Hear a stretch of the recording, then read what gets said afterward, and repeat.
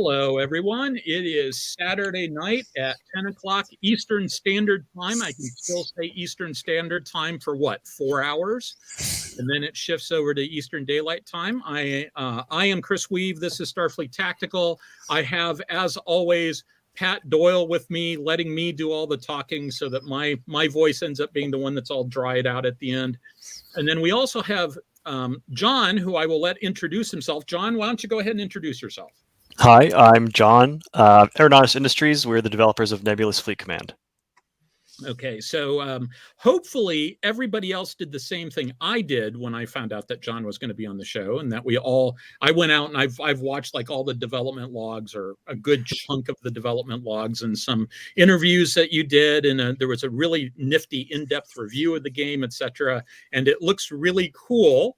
And if I can get my computer to work, my Windows computer to work, I will install it on the computer and play with it a little bit more. But first, before we get into talking about everything else, there's one question that is the single most important question that is ever asked on YouTube. And that question is there any chance, however remote, that you are speaking for any employer, past or present? No, absolutely not. Are you 100% sure about that? I am 100% sure about that. Okay, well, that's an interesting coincidence, because neither am I. Pat, how about you? Has anything changed with you? Still doesn't happen. Can't happen. Okay, so all you public affairs people out there, I hope you're paying attention.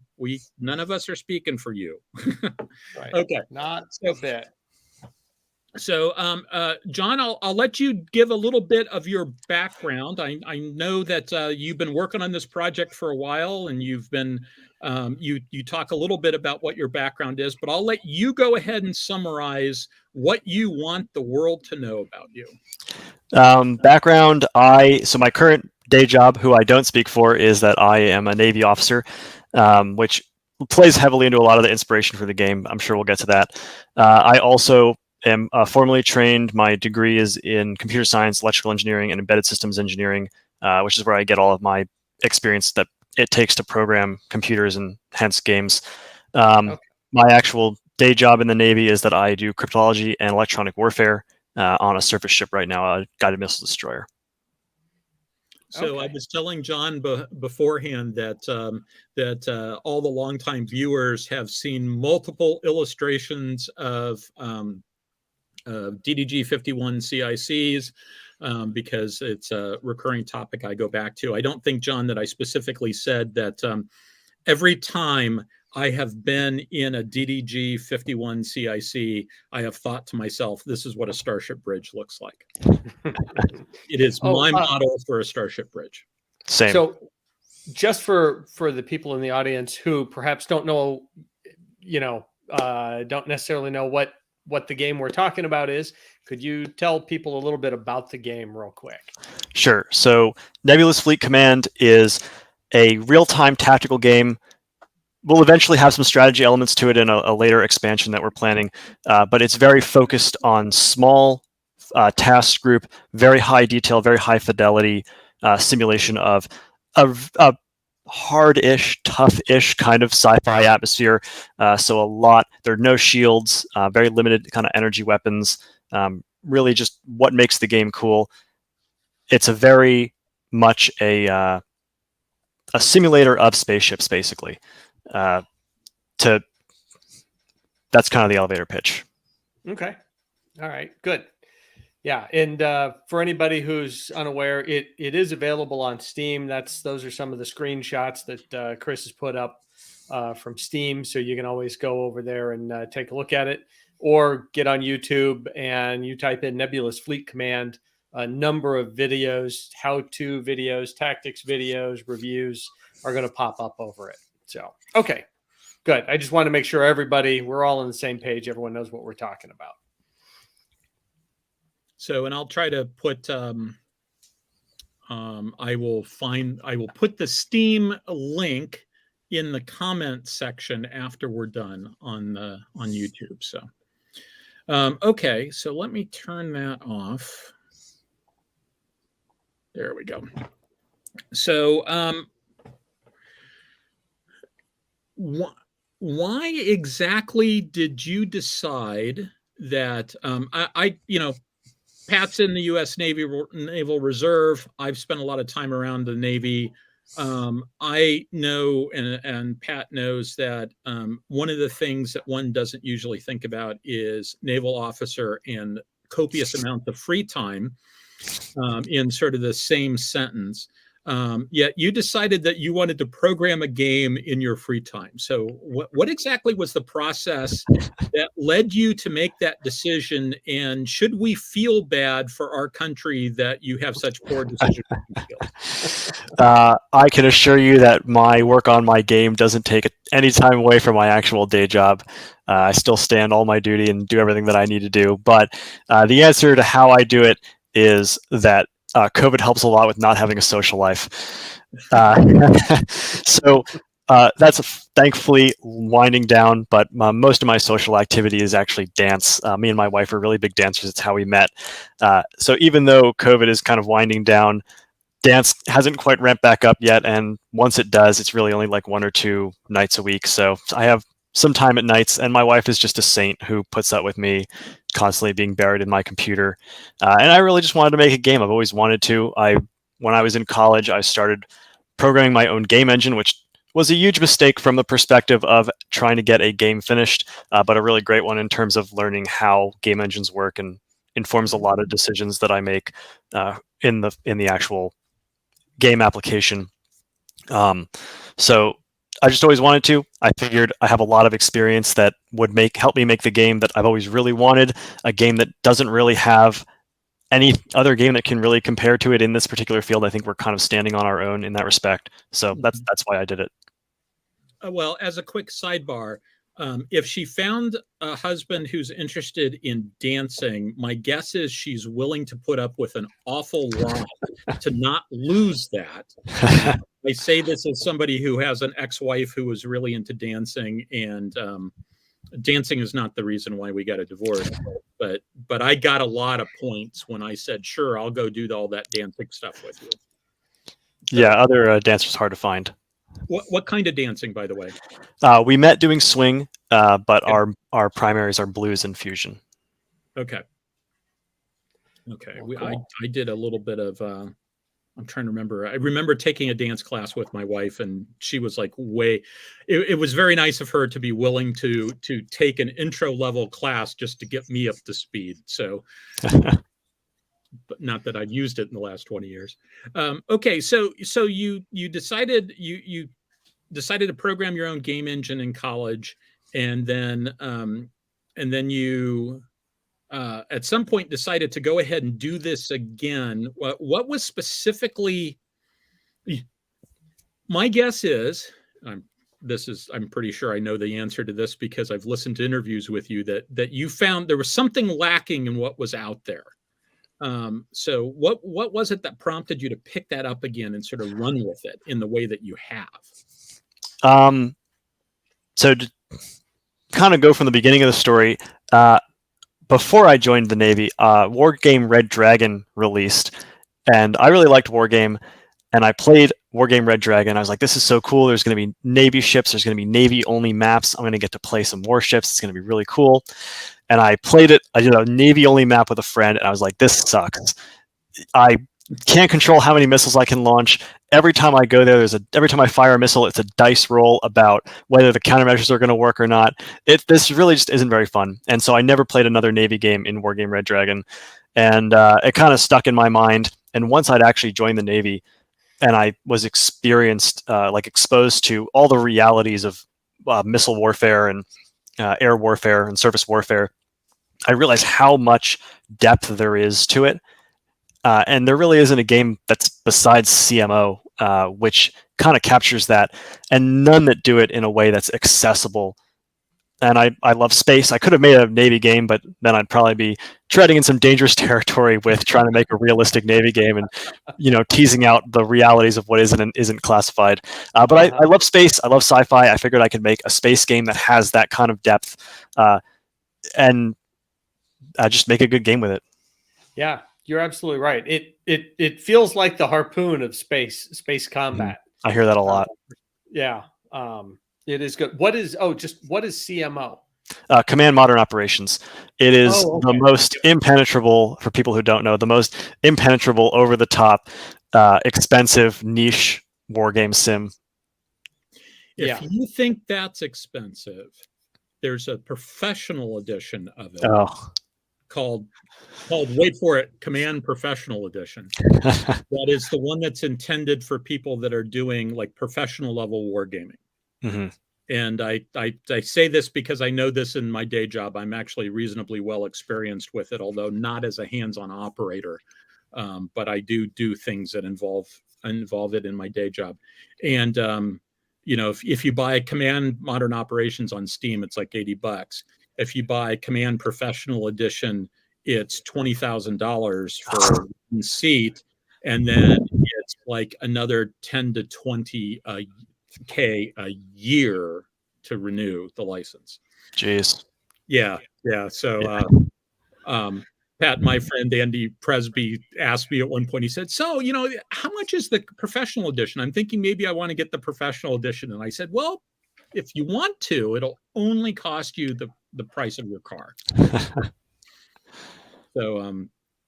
So yeah, that's and we've also had, for what it's worth, we've had on the show Chris Carlson, co-designer of Harpoon with Larry Blunt.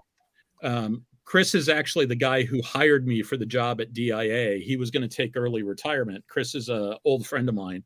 Known him since, around for about 20 years now. And he actually lives up in Minneapolis where Pat lives. So like, what was it, Pat, 3 weeks ago that we all got together at Chris's house? That's about right. Yeah. Yeah. So I hope they enjoyed the cheese curds I left behind accidentally when I left the next morning. But Chris was going to take early retirement from DIA. And so he basically hired me so he wouldn't feel bad about taking early retirement. But okay, so I'm going to go ahead and steal one of Pat's questions, I think, which was, so you said that you've been a science fiction fan for a long time. You made a specific decision not to do something that looked more like Command because it makes it a lot easier with the day job to not be treading in that territory. What were your influences when you decided to do the science fiction version of it? Was there things that you looked to for inspiration? Was there things that you looked at and you went, yeah, I'm not going to do that, or I am going to do that, or something like that? Talk about that process a little bit. Okay. I think that anyone who looks at the game is going to immediately see the homeworld influence. The design of that game, Rob Cunningham is a huge hero of mine. I love his game design. I love his games. Despite the fact that Homeworld Cataclysm is actually my favorite of the Homeworld franchise, but playing Homeworld and Homeworld Cataclysm back in the 1999-2001 timeframe, it's a really good thing that Steam didn't exist back then, because I'd have an embarrassing number of hours in those games. It was being tracked at the time.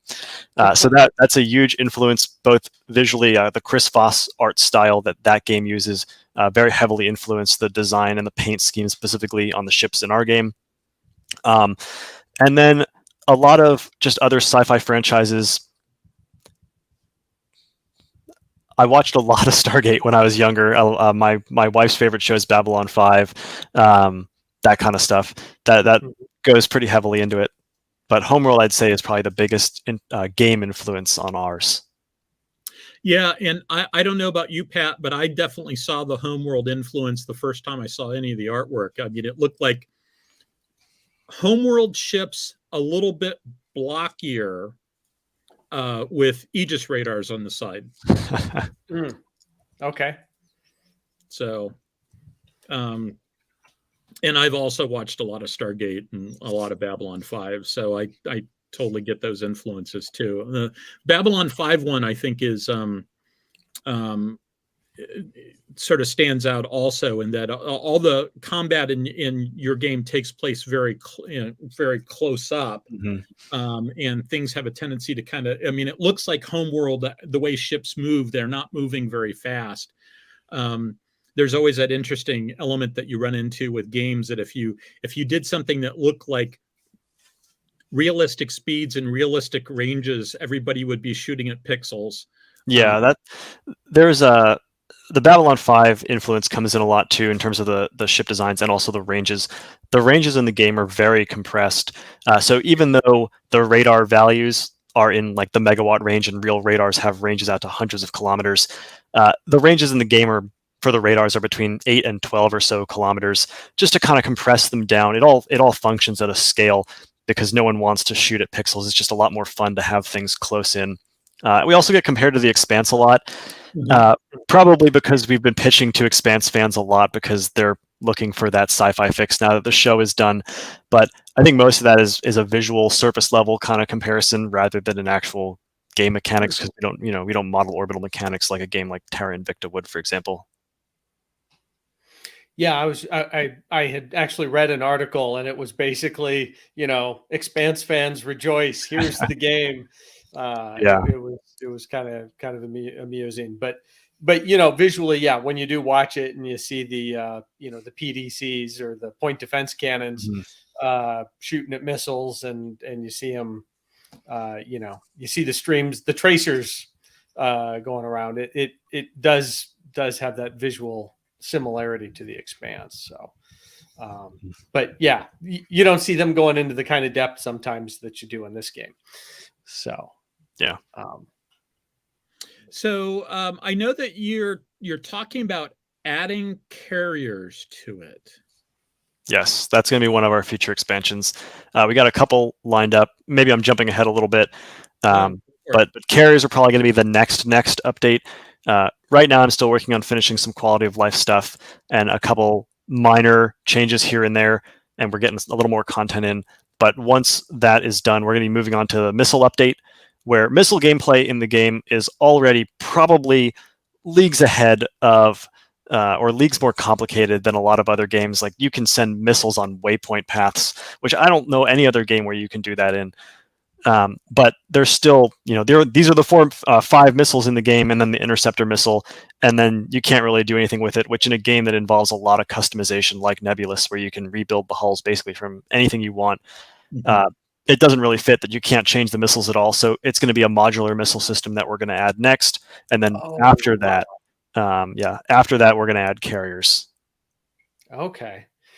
Now, I went through the design process for a cruiser. I did that, did it once. I've got about 4 or 5 games under my belt, and there is a steep learning curve there. And just trying to get, to try to be proficient at any of it in the time frame that you need to be proficient at the game. It is, but it's fascinating. I love the depth, but I also really love the ship design. I have not seen a good computer game that also has a good ship design system in it. So it's in your damage model. For those who don't know, the damage model, I believe it does the physics, and the point where it hit, there's a location for every piece of equipment on the ship, and it figures out exactly where that weapon or cannon round went through the hull and applies damage that way. So entirely see where the damage control teams are. Yes. In the trailer that they popped up earlier, you can actually see there's a very short clip in there, which I think hooked a lot of people, of the damage control board for the battleship with all the teams moving around and seeing all the damage modules. Had to make sure that was in the trailer. Yeah, that was pretty cool. That my ears perked up when I heard that. There's a few things that caused my ears to perk up. That was one, because damage control is very, very important. I spent some time talking last week about how when you walk through a U.S. Navy ship, there's damage control gear everywhere. Oh, yeah. You walk through a foreign ship, that isn't necessarily the case. A lot of times they've got drop ceilings, and their hallways are nice and pristine, and they don't have anything hanging out there. And I just sort of look at it and go, like you guys are actually planning on going to war in this thing? Okay. Yes, good news for us if we're going to fight you.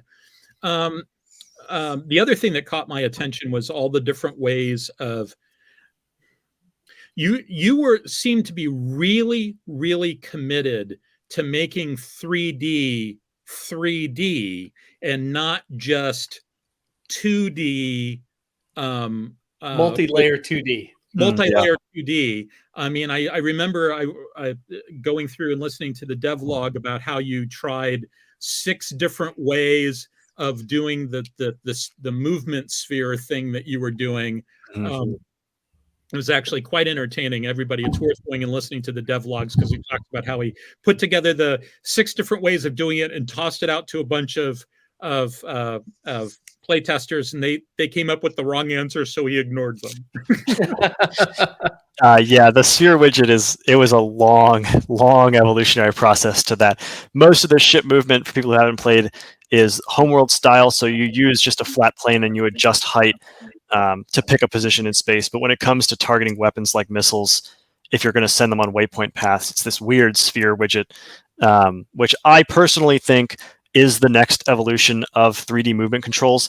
I spent so much time refining it in order to get a system that did what I wanted it to do. And I think when people get used to it, they see my line of reasoning behind it and they like it.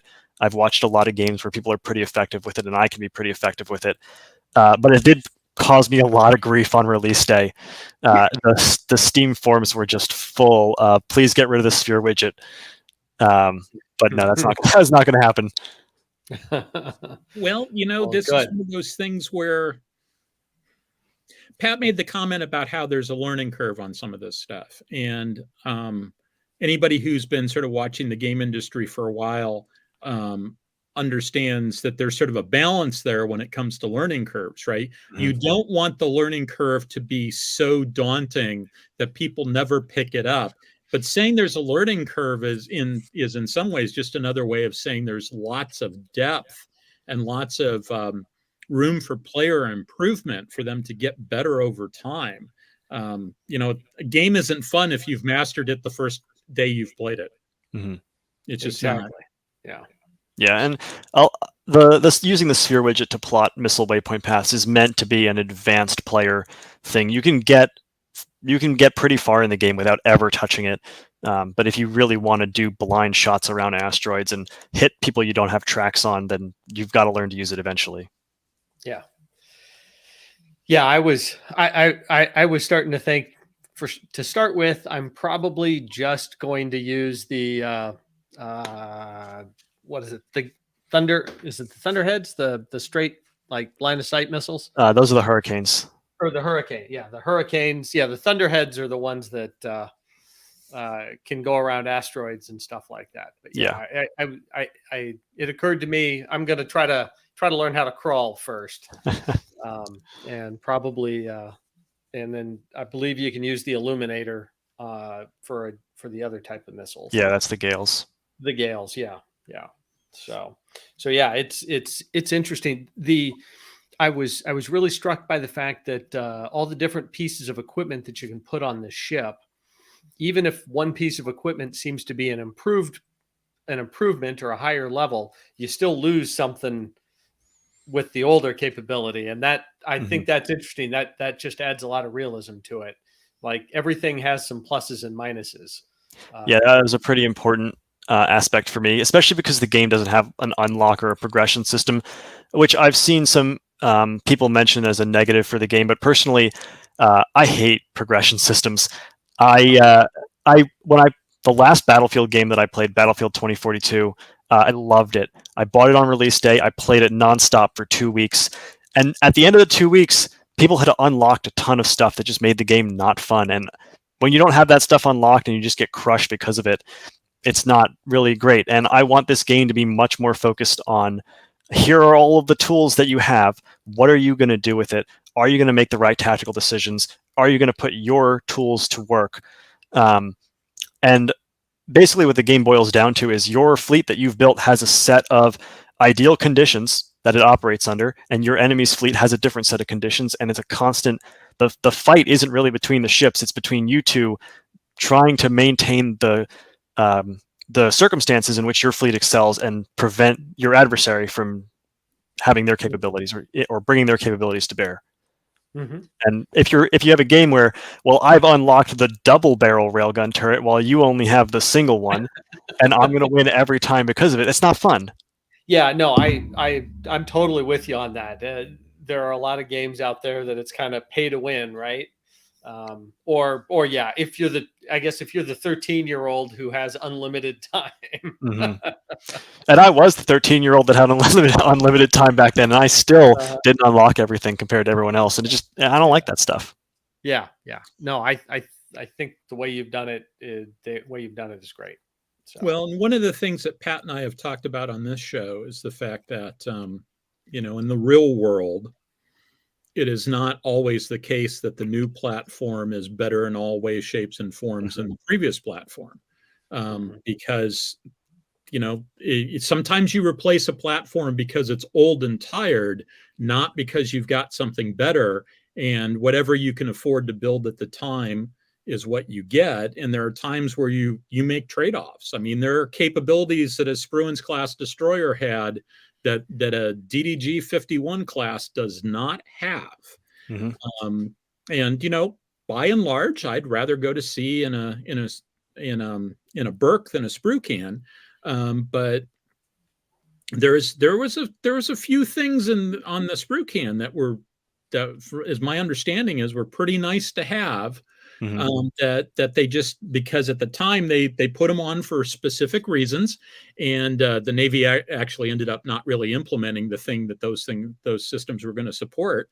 But then they didn't pass it forward. The first thing I do when I get a submarine book that that purports to talk about U.S. submarines and what the stats are, is I always check the Los Angeles class submarine, because if it says better, faster, deeper than the Permit class, I know that it's wrong.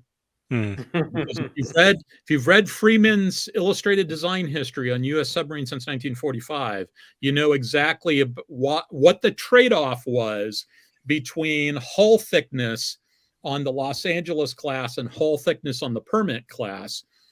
They wanted the original plan was they were going to build it out of HY 100 or HY 120.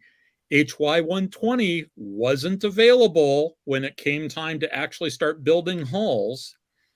And so they ended up building out of HY 80, but they had thinned the hull in order to get some of the mass back they needed for the propulsion plant on that boat. So they actually built a boat that couldn't dive as deep as the one before it. That's all from unclassified sources. I'm sure it was. It was. I knew you would be talking about it. It wasn't. Yeah. There's lots and lots of trade-offs like that in the game. One of our testers coined the term birth defect for all the hulls. Every hull has a birth defect, and it's because it makes the game more interesting. Everything doesn't need to be a better version of everything else. Yeah. And I really like that. Now, I have to say, though, my immediate reaction, and take this for what it's worth, it's somebody who hasn't actually gone hands-on with the game, so feel free to ignore me. My immediate reaction when I heard that you were going to do carriers was, why ruin a perfectly good surface action game by putting in carriers?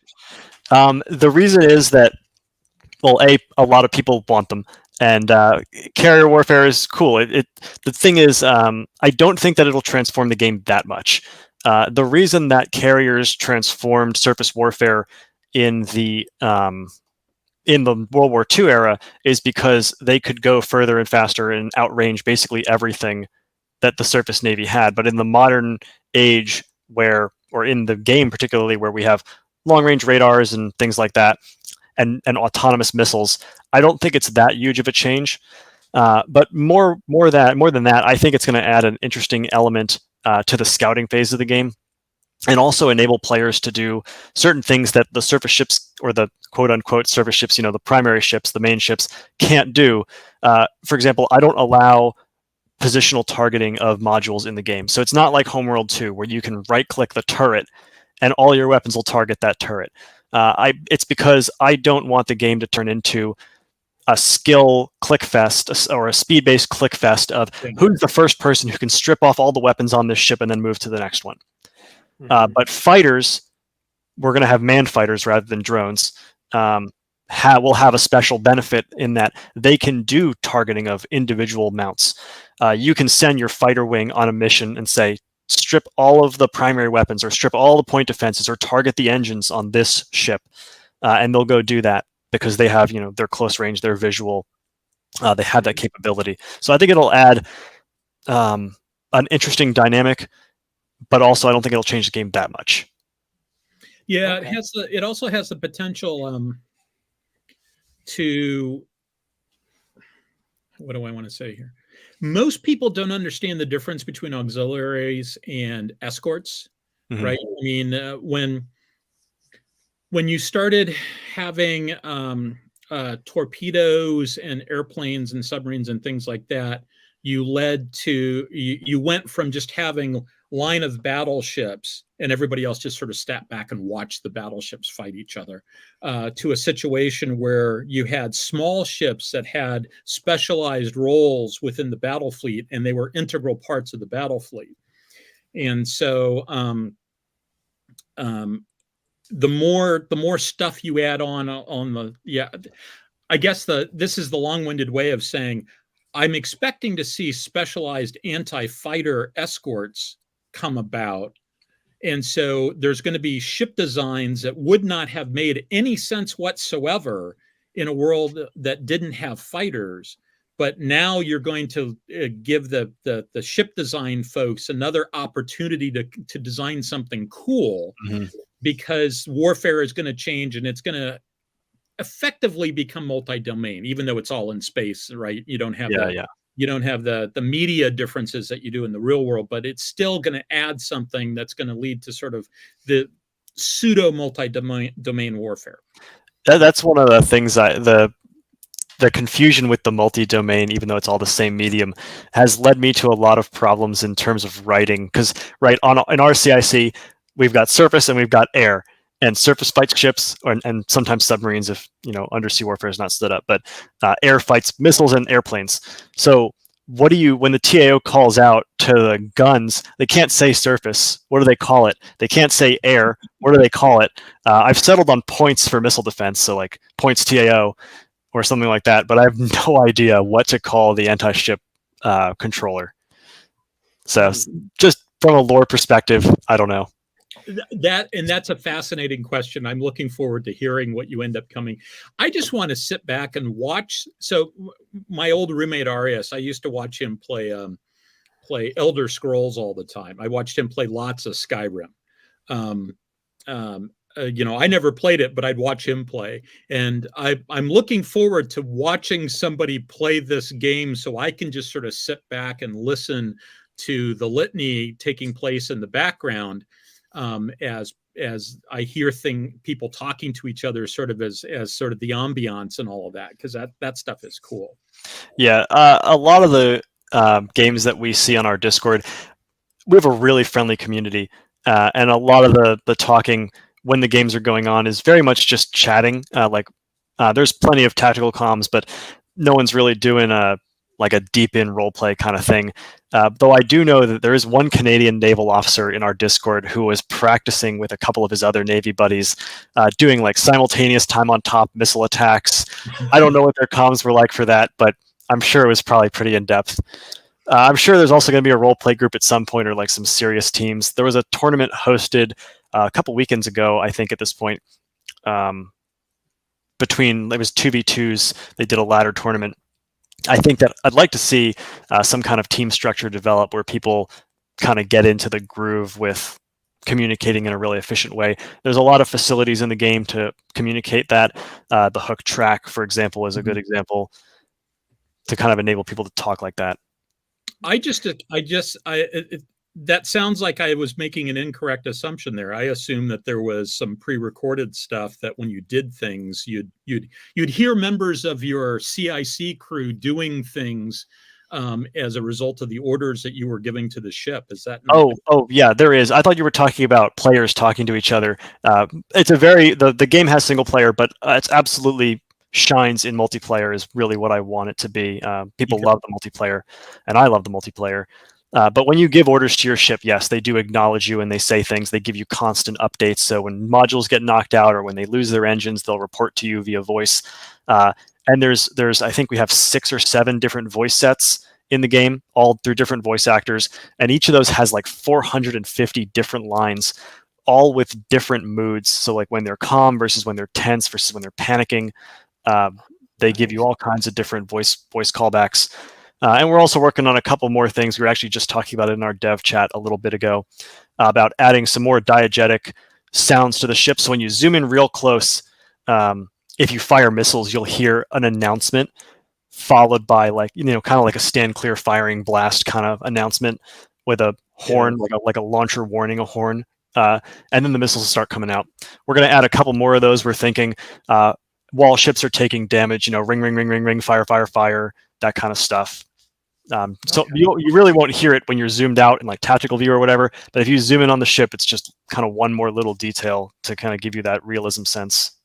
You got to fit in sweepers, man your brooms there.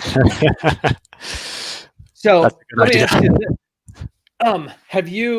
What, I guess, what's the storyline or the background for this, or has that really been, firmly developed yet? So we have a lore doc linked in our FAQ on our Discord. We're still in the process of writing all of it, obviously. Eventually, we'd really love to have a campaign. It's something we really want to get to, but it's a lot of work, especially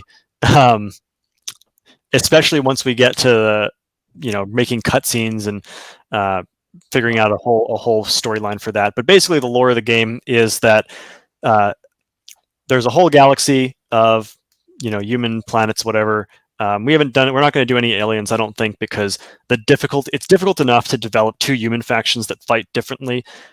I don't think that we could do justice to an alien faction that has a completely different paradigm that wouldn't have developed either technologically or culturally in the same way that humans do. Okay. So we're going to skip on that. But I'm sure we've already got our first modded hull in already. So I'm sure that players at some point are going to create their own factions that are aliens. But anyway, so there's a group of systems called the Shelter Alliance. There's 17 systems, a bunch of planets. They've been basically existing for 400 years. The thing that they were originally constituted in order to protect against, the threats kind of faded away. And so there's a set of systems. The Alliance is very culturally heterogeneous. So there's not a lot of internal loyalties that are very strong. And there's a small group of systems, 3 systems, called the Outlying Systems Protectorate, which, when it was integrated into the Alliance, kind of retained a lot of their internal loyalties. And now that the Alliance is kind of living past its prime, it's kind of outliving its usefulness, they decide they want to break away, but they don't really have an impetus for it. Eventually, there's basically a terrorist attack on a farming station over a new colony world that kind of causes things to tumble out of control. They blockade the hyperspace gate between the rest of Alliance space and the outlying systems, and then things just snowball from there into a full-blown conflict. Okay, cool. Good deal. So you guys do plan to add quite a few more ships, or is that is the artwork? I know that making a 3D model can be a time-consuming thing. So making it's easy to ask for a bunch of new ships, but it's certainly a tougher thing. Yeah, making models actually is not the hard part. The hard part is that because of the complexity of our damage model, there's so much setup required to actually get it in game. Okay. So it's not too difficult to design a ship, but making it function in the game is really hard. Okay. We're going to add one more hull to the Alliance, maybe 2 when carriers come out. The OSP is going to be the lore is that they have a lot of old salvaged Alliance ships, and then mostly retrofitted cargo ships and like mining ships and stuff, because they're not really a military power. They're just they're rebelling against the rest of the proper military. And so the goal is that the OSP faction is going to not just be a reskin of the Alliance. It's not just, okay, here's your Corvette, frigate, destroyer, cruiser, etc. It's going to be a completely different play style for players who like to play what we call wide, with the max number of ships you can have, versus Alliance players who might have 3 or 4 really highly capable ships. The OSP will have 10 brawling freighters that can't really take a punch, but when you face them off against these 3 ships, they might stand a chance. Okay.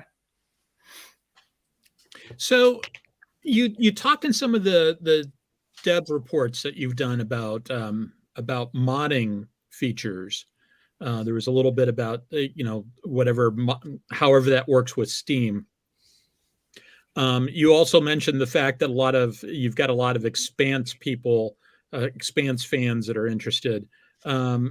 So how much thinking have you done about it being an open type situation where people could come in and mod it to be whatever they wanted it to be, at least in terms of skinning it so that,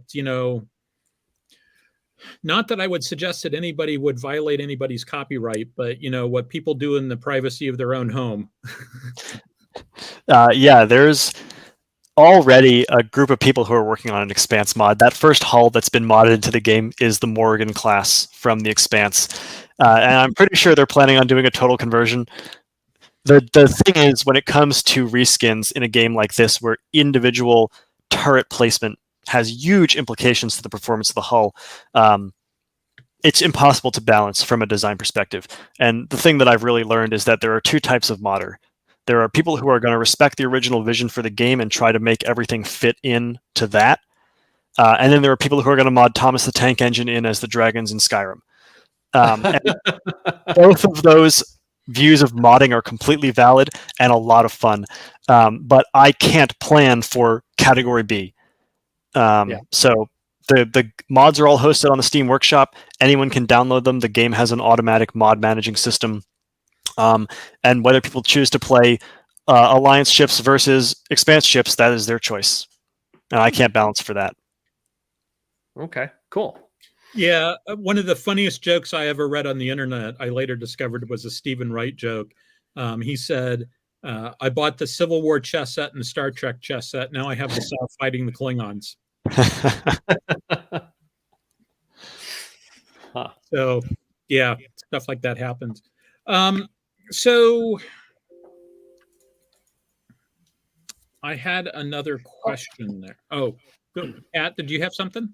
Yeah. No, I was just going to ask because from what I've seen, at least from various board games and Starship Combat games that come to mind, but when there is a player design, where you can design your own ships, players a lot of times people, they call it min-maxing, where you just you go crazy in one direction or completely crazy in another direction. What results doesn't make sense, if that were a ship that's part of a navy, but it happens to find a loophole in a game that allows them to crush everybody.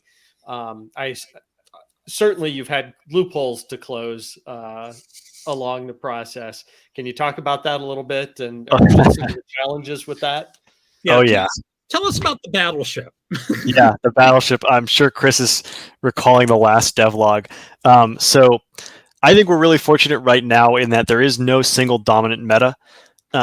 Everything has a trade-off and everything has counterplay, and I can thank all of our pre-alpha players for that, for driving the game hard and helping us correct all of the misbalances that we had. But the battleship thing that Chris is referring to is that when I implemented the first hull, which was the frigate, I just picked a point cost. And every other ship that I added after that, the point cost was based on that frigate value that I chose.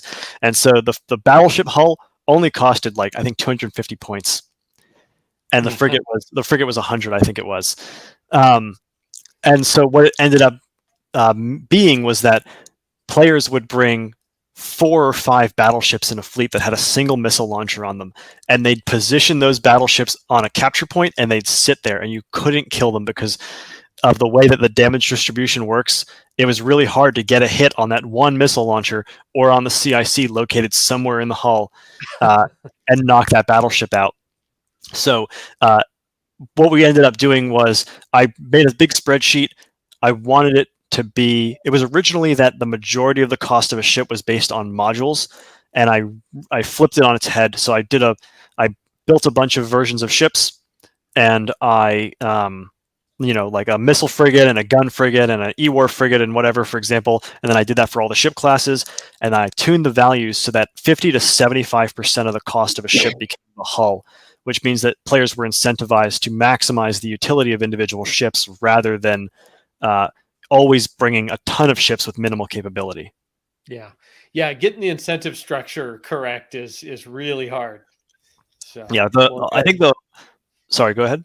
no. That I was just impressed by the, like I said, all the tactical trade-offs that have to be made with every choice you make for your ship. Yeah. I think the only remaining min-max thing is there's a lot of people who are missile exclusive players, and they'll just bring 500 missiles on a bunch of ships to the battle, and they'll dump all their missiles, and either they'll win or they'll lose. Because they'll have expended all their ammunition. And so for people who don't know, who don't play the game, you can't get missiles back. Every missile that leaves your ship you don't get it back. I think that in the skirmish game, I hope to improve that a little bit in the missile update. But in the skirmish game, there's always there's nothing connected to it. There's no beginning and there's no before and there's no after. It's a self-contained thing. Mm-hmm. So I don't think I can entirely fix it, but eventually we're going to have a strategic level map. So you'll be moving your multiple fleets around. Right now, the game is purely a tactical experience. But eventually, we're going to have multiple fleets moving around a solar system, engaging each other, and the material condition, and the ammunition levels of those ships when they leave a battle are going to stay with them. And so you're incentivized to, count your missiles, so that because the missiles that you fire now, you're not going to have for the next battle.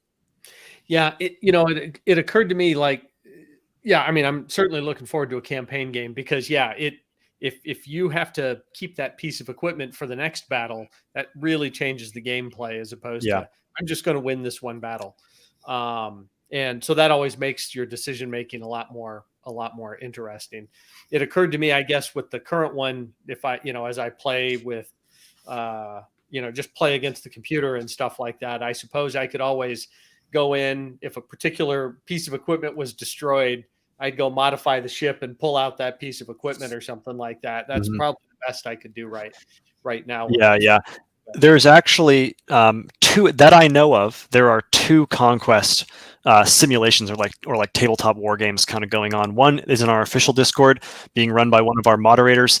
We actually had our first battle for that this morning. And then there's another one in another Discord server that I'm just watching as an observer, where people are using Tabletop Simulator to move fleets around and resolve the actual tactical level battles in Nebulous, which is really cool to see. And it is remarkable to see the changes in play style take place when there are stakes. When you lose a ship, you're not going to have it for the next battle. It's very interesting to watch, and I hope that it's going to get even better when we get to the actual implementation in the game. Well, and it's also going to lead to changes in fleet design. Oh, yeah. Because when people realize that, I can't gold plate everything. So let me ask you, there was another topic you wanted to talk about a little bit called about Race to the Bottom. Can you go ahead and I'll just give you the floor for that. Yeah, so that was kind of what I hinted at in the last section. I think the really unique thing about Nebulous compared to other strategy or tactical games is that it's more like chess than it is like a normal computer strategy game. There's no unit construction. You do your fleet editing beforehand, and when you get to the battle, everything that you bring with you is all that you have. Every missile counts. And so the battles become much more a battle for managing your resources that are always going down.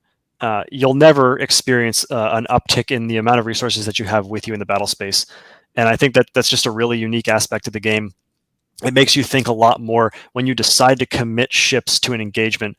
You have to think to yourself, every missile that I fire here, I can't use at this point over here. I'm not going to have them for later. I think it adds a lot to the realism of the game, where you can't just crank out a ship in 30 seconds, which has always really bothered me about strategy games. I think it's really, really silly. But again, they're strategy games, not tactical games. At the strategic layer, you are building units, and at the strategic layer in Nebulous, eventually in our eventual conquest mode, you will be able to build fleets. But I like to take my my experiences in the Navy and translate them into the game, because I think a lot of it obviously relates. So yeah, you can build ships, but you can't build them like you could in World War II, where a bunch of welders can piece together a Fletcher class over a week. Building these ships is going to take months because the systems are very complicated, and One of the systems I'm thinking about for that, I know I've gotten a little bit off topic here. One of the systems I'm thinking about for the strategic game is when you start the game, you get to pick a number of cards, basically. And these cards define your faction's traits, like we're expert builders, or we're really good at reworking ships or renovating ships, or we have really great intelligence, that kind of stuff.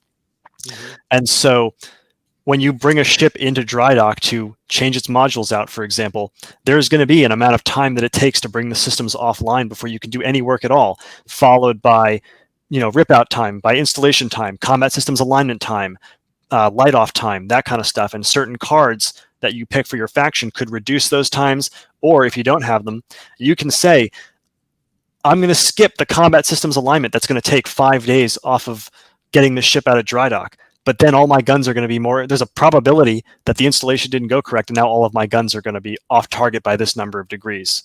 Oh, yeah. Okay, cool. So there'll be strategic choices between time and resources and stuff. Yeah, Good. Exactly. All right, very nice. Yeah, that sounds very interesting. And, one of the things that most people don't realize that, and I believe it is the case, that every major ship that we built in World War II was authorized before the war started. I didn't know that. We knew that war was coming, and the Germans started it early, right, before we got in, and so we passed some really, really big spending bills for the U.S. Navy, and so we weren't starting from a cold start. If you're starting from a cold start, it's going to take a while. Mm-hmm. And, we don't have a whole lot of excess capacity in the system right now. If we needed to deal with heavy combat losses, I don't know how we would do that. Mm-hmm. Yeah, I'm thinking about a couple start scenarios for the actual strategic game.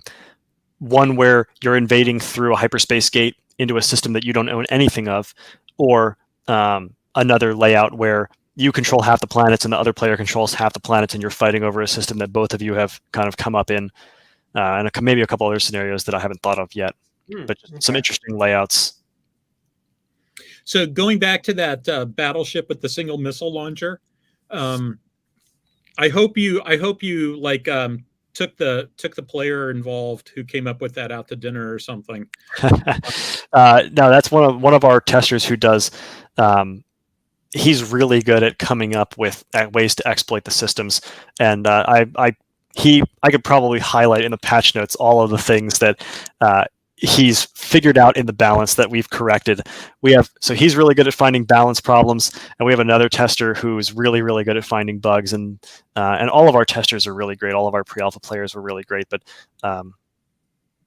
yeah, they loved to bring those hollow battleships to all the games, and it drove me crazy until I fixed it. Yeah, there's I'm trying to remember who it was. There was somebody who made the comment, Pat, this comment is somehow associated with Charles Owens, but I can't remember exactly whether it was him or I think it was one of his buddies who was playtesting his old game Void Striker, who he made the comment that that if Bob likes it, it needs to immediately come out of the game. Because Bob would figure out some way to exploit something, and it's like, yeah, we need to fix that. Having designed a few pen and paper war games, a few friends of mine have pretty much, made the joke, oh, every time Pat loses, he changes the rules. Yeah, I have to be very careful to not do that because I play as much as I can. It's hard to find time to play, but it's really hard to resist the temptation of, I love this ship and I want it to perform better, but I can't just buff it to make it the way that I want it to be. Right. Yeah, exactly. That's definitely it. So, well, cool. So yeah, any other, I guess you've talked about the future plans for the game, carriers, strategic campaign layer. Anything else you want? We got a few minutes left. Anything else you want other people to know about the game and, or anything? I want to hear more about E-War frigates. Okay. So as I think I mentioned already, maybe I just told you before the show, I can't remember at this point, but my job in the Navy is cryptology and electronic warfare. I love that kind of stuff.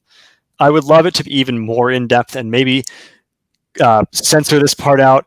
10 years in the future, when there's a Nebulous sequel where you're playing Starship TAO, but things like sectoring radars and stuff like that. I'd love to have all that level of detail in there, but at some point you have to call stop in order to keep the game accessible.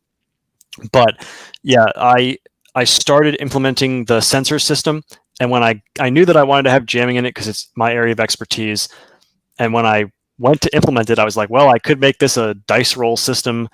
I could do this hacky thing. I could make up values, or I could just implement an actual radar simulation. And it turned out that implementing the actual radar simulation was just the easiest thing to do. And based on my knowledge, so like being an EWAR and such expert or warfare advisor, basically to my CO, I have a knowledge of how these systems are employed tactically, but that doesn't mean that I have a perfect understanding of the actual science behind them. So I had to do lots of research myself on, I'm not sitting in CIC applying the radar equation. I'm applying my tactical principles of how I understand how the systems function. So I had to do a bunch of research onto how I was going to actually implement that. But the game uses accurate radar equations with some fudge scaling factor. So, for example, the radars work in the megawatt range like a real radar, but the actual power values the game is using is scaled down by 100 times in order to give the radar ranges the compressed gameplay ranges that I want to make the game fun. But other than that, it's all right. We're comparing the noise generated by the jammers against the signal-to-noise ratio that the radar can process in order to determine whether or not we have track on something. One of the things that I've noticed in a lot of fiction is that when somebody pointed out that they're an old crow, so you've got a colleague. Go ahead and put that up. So one of the things that I've noticed from reading various fiction, because I'm a submarine guy, I spent a lot of time doing submarine analysis type stuff. And it was frequently the case that I'd read something that sounded really realistic. And then when I get to learn a little bit more about it, I'd realize, now I see the stuff that the person left out. And that I'm just so that nobody thinks that what's going on here is that he's letting the secret out of the barn. The radar equation, the sonar equation will give you sort of a big picture view of stuff. But a lot of times the details are about what the real world limitations are and how you deal with your real world limitations and take advantage of the other guy's real world limitations.